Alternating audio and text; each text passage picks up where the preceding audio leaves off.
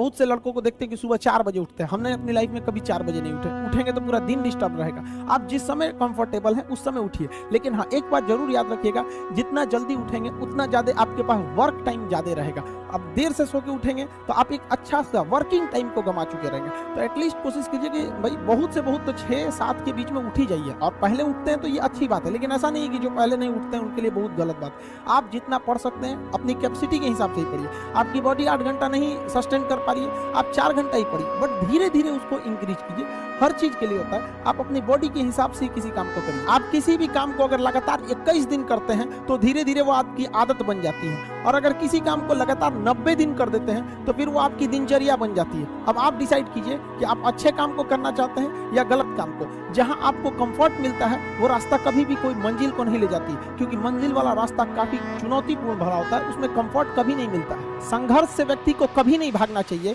क्योंकि जीवन में जो कभी संघर्ष से परिचित नहीं हुआ, इतिहास गवाह है, वो कभी चर्चित नहीं हुआ। और जिंदगी हो या व्हाट्सएप, लोग हमेशा स्टेटस ही देखते हैं। जीवन में संघर्ष का आना बहुत जरूरी है, क्योंकि फूलों की हिफाजत कांटे ही करते हैं, माली तो बहुत बाद में आता है। और रिकॉर्ड वो तोड़ते हैं जिनके रगों में खून नहीं बल्कि लक्ष्य पाने के लिए जुनून दौड़ता हो। याद रखिएगा, जिस समय आपका किस्मत साथ न दे, समझ जाइएगा कि आपकी मेहनत आपका साथ देगी। किस्मत एक लिफ्ट की तरह होती है, कभी भी धोखा दे सकती है, लेकिन जो मेहनत होती है वो सीढ़ियों की तरह होती है। चढ़ने में तो थकान देगी, लेकिन कभी आपका साथ नहीं छोड़ेगी, आपको अपने मंजिल तक पहुंचाएगी। और बुलंदी पे चढ़ने के बाद आपको घमंड नहीं बल्कि एक सुकून मिलेगा कि मेहनत जरूर किए, लेकिन अपनी मंजिल तक जरूर पहुंचे। स्टूडेंट लाइफ की सबसे बड़ी खराबी किसी चीज को कल पे टाल देना। आज टीचर्स ने पढ़ाया, कल रिवाइज करेंगे, आज लिखे, कल इसको सॉल्व करेंगे।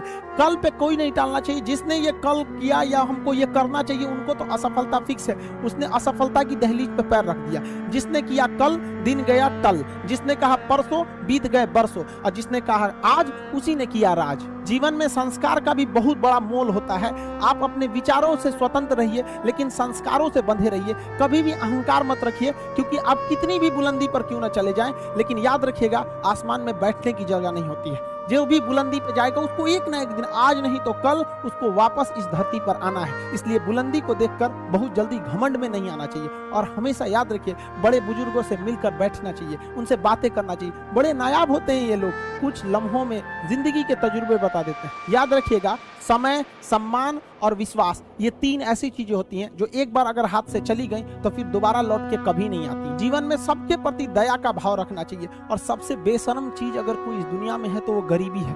कमबख्त उम्र का भी ख्याल नहीं रखती है। और किसी के वक्त का मजाक मत उड़ाइएगा जनाब, ये वक्त है, सबके चेहरे याद रखता है।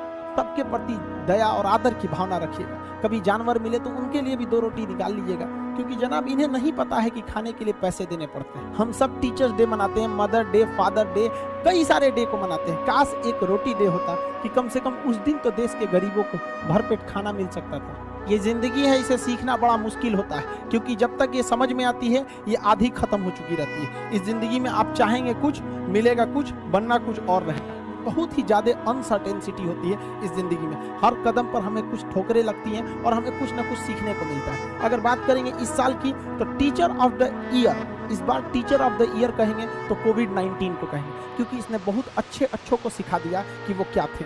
चंद गज 2 गज जमीन में दफनाया गया उसे, जो करोड़ों का मालिक हुआ करता था। सबको समझ में आ गया कि पैसा धरा का धरा रह जाता है, इंसान कठपुतली है। इसलिए मिल बांट कर रहिए, जितनी जिंदगी है एक दूसरे से संपर्क में रहिए, एक दूसरे के दुख में सुख में भाग लीजिए। किसी के सुख में जाइए या ना जाइए, लेकिन दुख में जरूर साथ दीजिए, क्योंकि अपने वो नहीं होते हैं जो तस्वीर में साथ हों, अपने वो होते हैं जो तकलीफ में साथ देते हैं। इस बार इस कोरोना ने बहुत सारे लोगों को, अपनों को खोया। शायद ही कोई ऐसा गांव होगा जहां अपनों ने नहीं, अपने किसी अपनों को नहीं गंवाया हो। तो उन सब की आत्मा को भगवान शांति दे, उनके परिवार के लोगों को यह हिम्मत दे कि वो इस दुख की घड़ी को निपट सकें, इससे जल्दी से बाहर आ सकें। और जितने लोग हैं जो अभी कोरोना भी पूरी तरह से खत्म नहीं हुआ, वैक्सीनेशन को बहुत तेजी से करें, ताकि ये जनजीवन पूरी तरह से अपनी पटरी पर आ पाए। देखिए, बहुत सारे लोगों का कहना है कि कोरोना ने उनका बिजनेस बर्बाद कर दिया, उनका आय का साधन बर्बाद कर दिया, परिवार उजाड़ दिया।